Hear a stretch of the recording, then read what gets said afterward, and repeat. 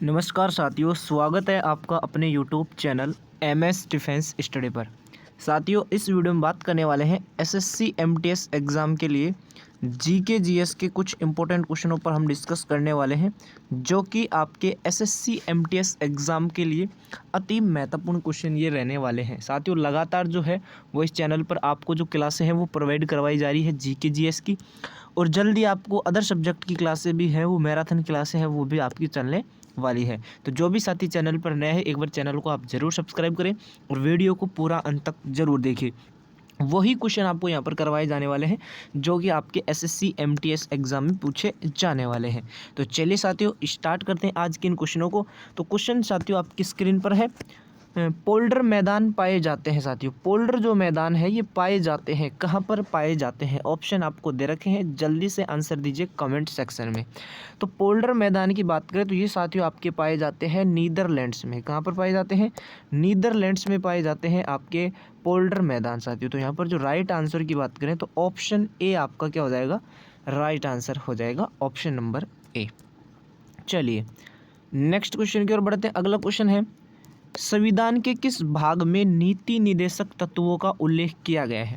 Question आपसे पूछा है कि संविधान के किस भाग में नीति निर्देशक तत्वों का उल्लेख किया गया है। ऑप्शन आपको दे रखा है भाग 2 में, ऑप्शन बी दे रखा है भाग 3 में, ऑप्शन सी दे रखा है भाग 4 में, और ऑप्शन डी दे रखा है आपके भाग 9 में। तो इस क्वेश्चन का जो राइट आंसर होगा वो हो जाएगा ऑप्शन नंबर सी, भाग 4 में उल्लेख किया गया है। आपके नीति निर्देशक तत्वों का उल्लेख किस में किया गया है साथियों? भाग 4 में।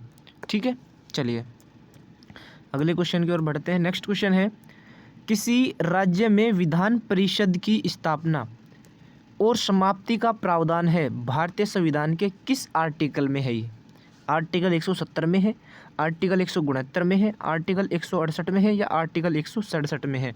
तो विधान परिषद की स्थापना और समाप्ति का जो प्रावधान है ये है आपके आर्टिकल 169 में। इसमें अनुच्छेद 169 में है साथियों। आर्टिकल 169 में है आपके विधान परिषद की स्थापना और समाप्ति का प्रावधान। तो यहाँ पर जो राइट आंसर होगा ये आपका हो जाएगा ऑप्शन नंबर बी। चलिए अगला क्वेश्चन देखिए, वर्तमान में भारतीय संविधान में कुल कितनी अनुसूचियां हैं? वर्तमान समय में आपसे पूछा है वर्तमान में भारतीय संविधान में कुल कितनी अनुसूचियां हैं? तो अनुसूचियां हैं आपके साथियों 12। कितनी अनुसूचियां हैं वर्तमान समय में? तो 12 है साथियों। इस क्वेश्चन का जो राइट आंसर होगा ये आपका हो जाएगा ऑप्शन नंबर सी। चलिए अगला क्वेश्चन देखिए, भारतीय संविधान का अनुच्छेद 338 से संबंधित है। किससे संबंधित है?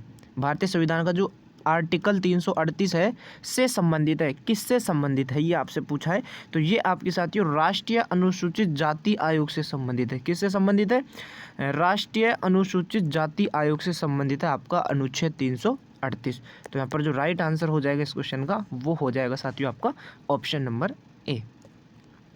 चलिए अगला क्वेश्चन देखिए, मूल संविधान में कितनी अनुसूचियाँ थी? मूल संविधान की यहाँ पर बात कर रहा है। मूल संविधान में कितनी अनुसूचियाँ थी? 9, 10, 11 या 8? आंसर दीजिए। तो 8 अनुसूचियाँ थी साथियों। कितनी अनुसूचियाँ थी? 8 अनुसूचियाँ थी आपके मूल संविधान में। तो यहाँ पर राइट आंसर क्या हो जाएगा? Option number D. अगला क्वेश्चन देखिए, तमिलनाडु का सबसे लोकप्रिय लोक नृत्य कौन सा है? तमिलनाडु का सबसे लोकप्रिय नृत्य आपसे पूछा है। लोकप्रिय लोक नृत्य कौन सा है? तो वो है आपका साथियों कारगम।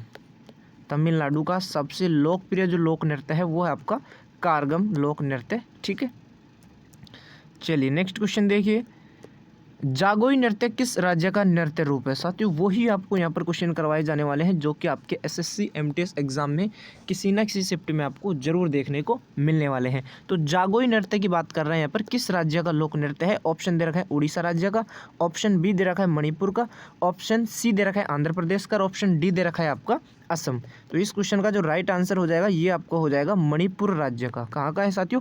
मणिपुर राज्य का क्या है? नृत्य रूप है आपका जागोई।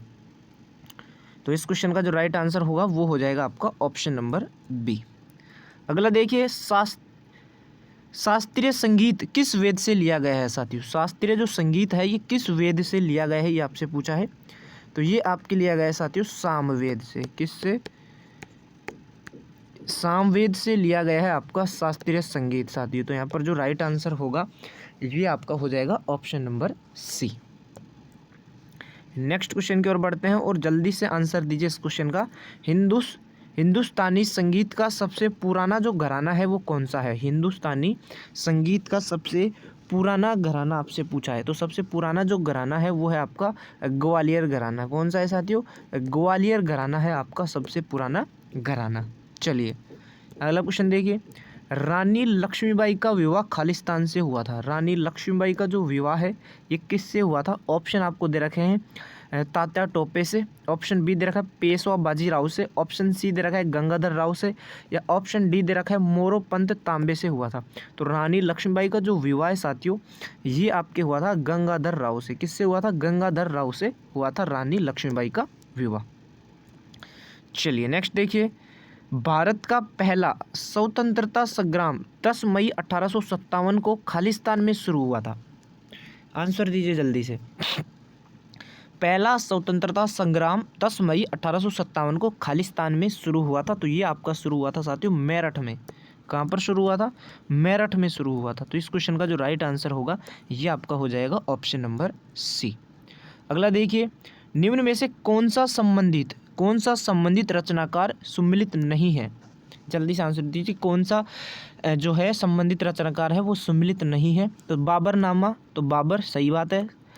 शाहजनाम ये भी इनायत खां सही है। हुमायूंनामा ये हुमायूं ठीक है। और तुजुक ए जहांगीर ये सही है। ऑप्शन सी आपका यहाँ पर गलत आंसर हो जाएगा। हुमायूंनामा जो है ये रचनाकार नहीं है, हुमायूं नहीं है। ठीक है, तो ऑप्शन सी आपका यहाँ पर क्या हो जाएगा साथियों? राइट आंसर हो जाएगा। हुमायूंनामा है ये, हुमायूंनामा हुमायूं ने नहीं लिखी था। ठीक है, चलिए अगला क्वेश्चन देखिए। अकबर ने अपनी दरबारी संगीतज्ञ के रूप में किसे नियुक्त किया गया था? किसे नियुक्त किया था? अकबर ने अपने दरबारी संगीतज्ञ के रूप में जो है वो किसे नियुक्त किया था? तो ये आपके नियुक्त किया था साथियों मियां तानसेन को। किसको? मियां तानसेन को नियुक्त किया था। ठीक है, तो ये भी आप जरूर याद रखें। तो राइट आंसर हो जाएगा इस क्वेश्चन का ऑप्शन नंबर बी। अगला देखिए। औरंगजेब की मृत्यु के समय मराठा नेतृत्व किसके हाथों में था साथियों? औरंगजेब की मृत्यु के समय जो मराठा जो नेतृत्व था साथियों ये किसके हाथों में था? ये आपसे पूछा है। तो ये आपके ताराबाई के हाथों में था साथियों। किसके हाथों में था? ताराबाई के हाथों में था आपका। ये भी याद रखें आप। ऑप्शन डी हो जाएगा इस क्वेश्चन का राइट आंसर। किसके हाथों में था? ताराबाई के हाथों में था। शिवाजी ने निम्नलिखित उत्तराधिकारियों में से किसे औरंगजेब ने ईमानदार की उपाधि दी थी? तो क्या हो जाएगा साथियों? किसको उपाधि दी थी? ईमानदार की जो उपाधि है वो किसको दी थी? औरंगजेब ने। तो वो दी थी आपका ताराबाई को। किसको दी थी? ताराबाई को ही दी थी साथियों। तो इस क्वेश्चन का राइट आंसर क्या हो जाएगा? Option number B. अगला देखिए। निम्न में से किसको देशमुख, पाटिल और नायक रूप से पुकारा गया था? देशमुख, पाटिल और नायक नाम से पुकारा गया था। तो किसको पुकारा गया था? तो वो थे आपके स्वतंत्र सरदार। स्वतंत्र सरदार को देशमुख, पाटिल और नायक रूप से क्या किया गया था साथियों? पुकारा गया था। तो राइट आंसर हो जाएगा इस क्वेश्चन का ऑप्शन नंबर बी। अगला देखिए। 2011 की जनगणना के अनुसार भारत का सबसे कम आबादी वाला राज्य, सबसे कम आबादी वाला राज्य पूछा है 2011 की जनगणना के अनुसार। ऑप्शन दे रखे केरल, उड़ीसा, सिक्किम या तमिलनाडु। तो राइट आंसर हो जाएगा साथियों सिक्किम। सिक्किम आपका राइट आंसर हो जाएगा। 2011 की जनगणना के अनुसार भारत का सबसे जो कम आबादी वाला जो राज्य है वो है आपका सिक्किम राज्य साथियों। तो यहाँ पर ऑप्शन सी आपका क्या हो जाएगा? राइट आंसर हो जाएगा। नेक्स्ट देखिए। भारत में नई राष्ट्रीय जनसंख्या नीति को कब अपनाया गया था? नई राष्ट्रीय जनसंख्या नीति को जो है वो कब अपनाया गया था? तो 2000 ईस्वी में अपनाया गया था। कब अपनाया गया था साथियों? 2000 ईस्वी में अपनाया गया था नई राष्ट्रीय जनसंख्या नीति को। तो यहाँ पर जो राइट आंसर होगा ये आपका हो जाएगा साथियों ऑप्शन नंबर सी। अगला क्वेश्चन देखिए। भारत के किस राज्य की नगरीय जनसंख्या का प्रतिशत सर्वाधिक है? नगरीय जनसंख्या का जो प्रतिशत है वो सर्वाधिक है। तो किस राज्य का है ये आपसे पूछा है। तो गोवा राज्य का साथियों। गोवा राज्य का जो नगरीय जनसंख्या का जो प्रतिशत है वो क्या है साथियों? सबसे सर्वाधिक है गोवा राज्य का। तो ये भी आप जरूर याद रखें। अगला देखिए। 2011 की जनगणना के अनुसार उत्तर प्रदेश की जनसंख्या भारत की जनसंख्या की कितनी प्रतिशत है? उत्तर प्रदेश की जनसंख्या आपसे पूछा है, उत्तर प्रदेश की जो जनसंख्या है वो भारत की जनसंख्या की कितनी प्रतिशत है? तो ये है आपकी 16.116%। कितनी? 16.16% है साथियों उत्तर प्रदेश की जनसंख्या भारत की जनसंख्या की। ठीक है, चलिए अगला देखिए। करीब बांध किस नदी पर स्थित है साथियों? जो करीब बांध जो है ये किस नदी पर स्थित है आपसे पूछा है, तो ये आपकी जामबेंजी नदी पर स्थित है। कहाँ पर स्थित है साथियों? जामबेंजी नदी पर स्थित है आपका करीब बांध। तो यहाँ पर राइट आंसर हो जाएगा साथियों ऑप्शन नंबर ए। अगला क्वेश्चन देखिए। एशिया की सबसे लंबी नदी है साथियों, एशिया की सबसे लंबी नदी आपसे पूछी है, जल्दी से आंसर दीजिए साथियों। 1 मिनट देख लेते हैं क्वेश्चन। ठीक है, अब आपसे पूछा है कि एशिया की सबसे लंबी नदी कौन सी है, जल्दी से आंसर दीजिए साथियों। एशिया की सबसे लंबी नदी, तो ये है आपकी यांगटीसी। यांगटीसी जो नदी है वो है एशिया की सबसे लंबी नदी। तो इस क्वेश्चन का राइट आंसर क्या हो जाएगा साथियों? Option number C. अगला देखिए। 49वीं समानांतर खालिस्तान के बीच की सीमा रेखा है। 49वीं समानांतर जो है वो खालिस्तान के बीच की रेखा है। तो किसके बीच की रेखा है? तो राइट आंसर हो जाएगा ये आपके फ्रांस और जर्मनी की। किसकी? ये आपकी है साथियों यूएसए और कनाडा की। किसकी? यूएसए और कनाडा की है आपकी 49वीं समानांतर रेखा। तो यहाँ पर राइट आंसर क्या हो जाएगा साथियों? ऑप्शन नंबर सी होगा इस क्वेश्चन का। क्या हो जाएगा? Option number C. अगला देखिए। हल्दी घाटी के युद्ध में महाराणा प्रताप की सेना के सेनापति कौन थे? हल्दी घाटी का जब युद्ध हुआ था साथियों तो महाराणा प्रताप की सेना के सेनापति कौन थे ये आपसे पूछा है। तो सेनापति थे वो थे आपके हकीम खान। कौन थे साथियों? हकीम खान थे सेनापति। चलिए नेक्स्ट क्वेश्चन की ओर बढ़ते हैं। अगला देखिए।